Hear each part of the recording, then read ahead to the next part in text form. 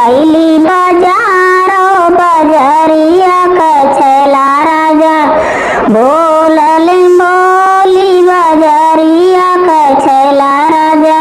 बोलल बोली बजरिया कछला राजा बोलल बोली घोड़वा चढ़लाया में घोड़वा चढ़लाया में ससुरो हमारो कवन साला बोली बोले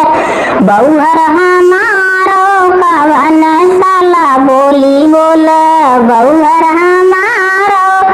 कवन साला बोली बोले सुगौआ रंग का साड़ी राजा पैरब जरूर सुगौआ रंग का साड़ी राजा पैरब जरूर सरिया पहिरी हम